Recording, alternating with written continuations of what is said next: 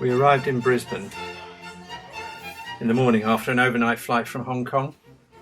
Tom and Emily met us at the airport and we went back to their place where we were going to be staying. After that, we went on to the Evanses, where we were met by most of the family for a welcoming drink and a bit of a chat. First time. Oh, yeah.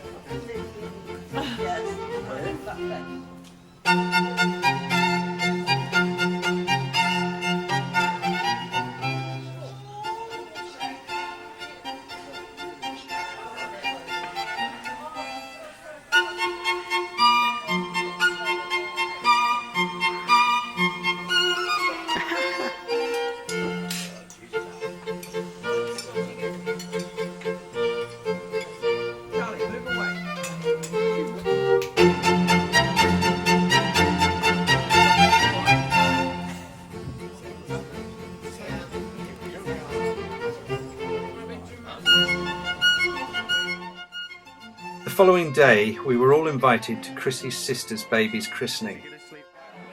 It was an opportunity to meet some of the rest of Chrissy's family.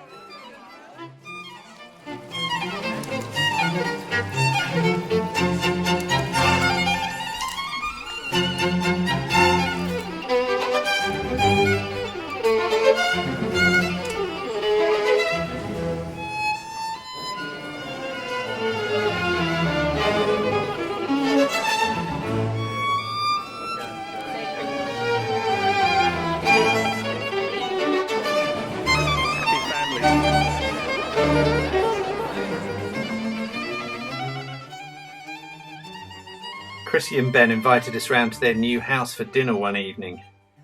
Unfortunately, I didn't take the video camera, so this footage was taken on my iPhone. Hawthorne, where Tom and Emily live, is only 10 minutes walk from a City Cat pier.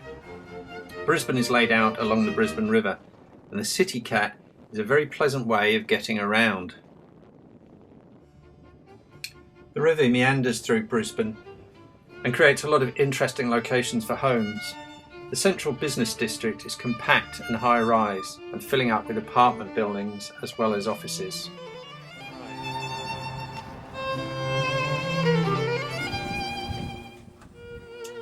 Emily and Tom live in a townhouse in Hawthorne, which is east of the CBD but on the river. Might be a funner webcam. We visited a vineyard just south of Brisbane for a spot of lunch one day, and then it was off to Sydney for Mardi Gras. Sydney, I'd never been there before, and it certainly is one of those global destinations.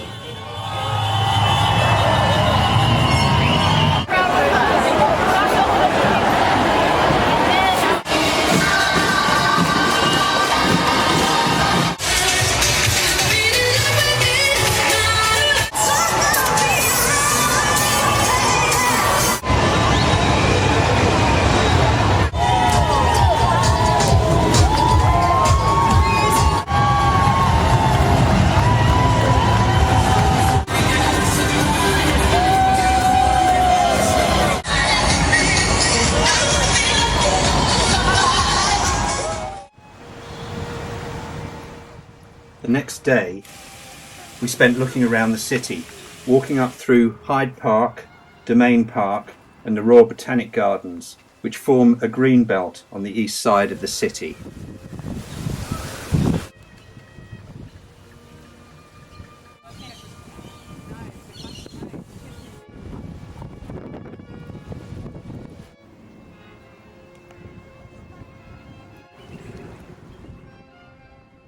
It was our first visit to Sydney, and walking up to the Opera House and seeing the Harbour Bridge for the first time in the flesh was one of those moments I'll never forget.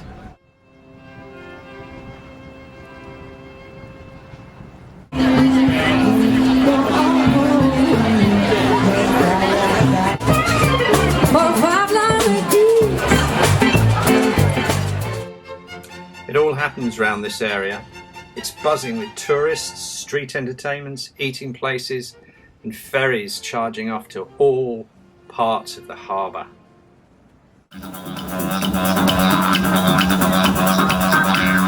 Boxing, I can not beatbox, so it's just my body and that.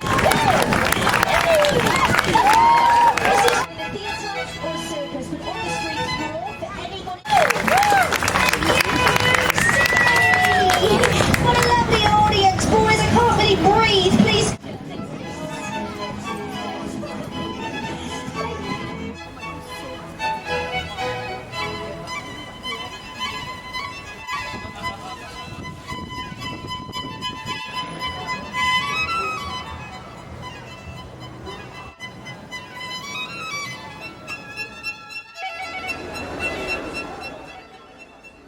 You've heard of Bondi, you've heard of Copacabana.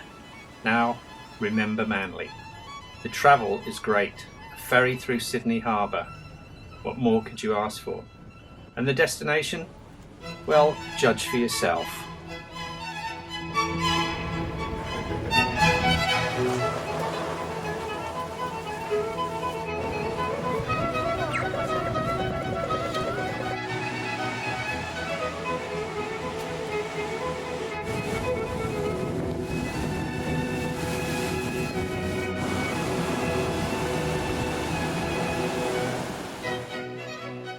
Took a walk round the coast, and these lizards were just sunning themselves by the side of the path.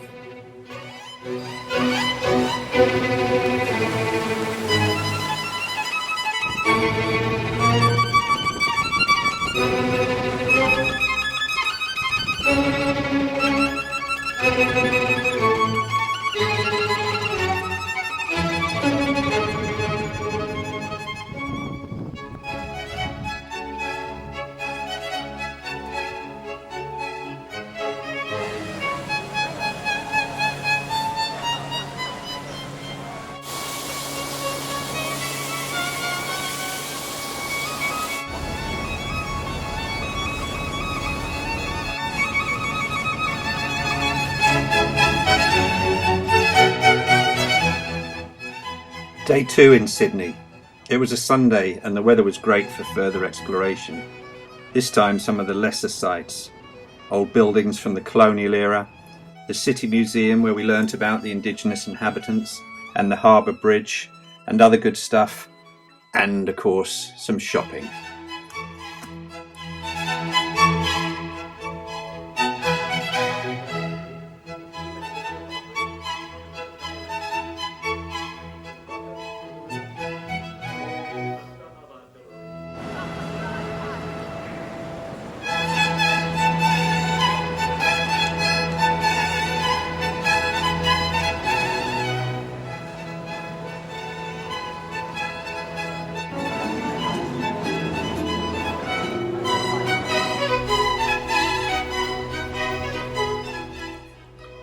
That evening we went for dinner at the Opera House and then saw La Soirée, a burlesque type show.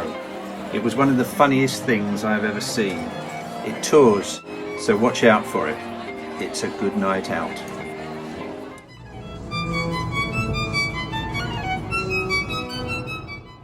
Back in Brisbane, we went to visit Steve Irwin's Australia Zoo, which is approximately 1 hour north of Brisbane up the Sunshine Coast. It's a very large facility now, well stocked with Australia's unique indigenous fauna, as well as exhibits from other parts of the world.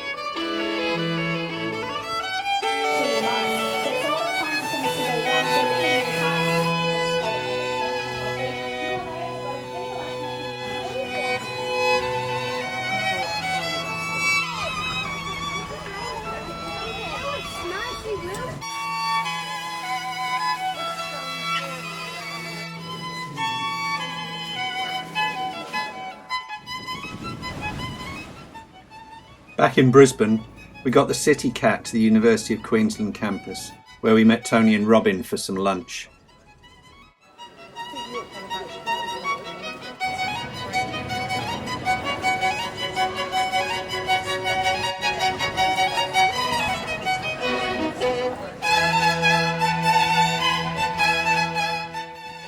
On another day, I went down and caught up with the boys playing football in the park.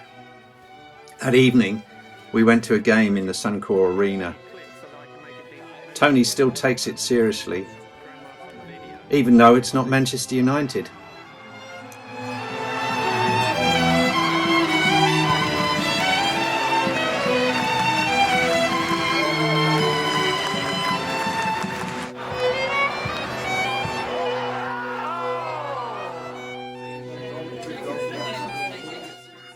Our last day in Australia was spent at Saunders Street, where family and friends had gathered to celebrate Tony's birthday. I think it was his 57th. The following day, Pat and I left for Singapore.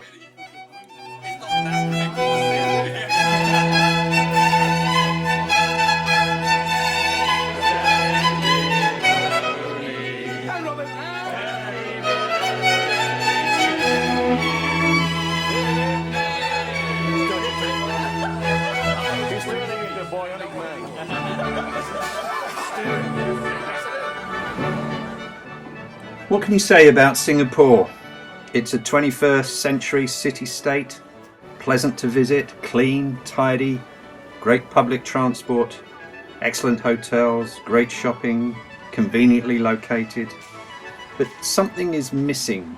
That fairy dust that makes London, New York, Paris, Hong Kong, Sydney, that little bit different. Anyway, maybe the Marina Bay development is trying to address that. It's certainly worth a visit.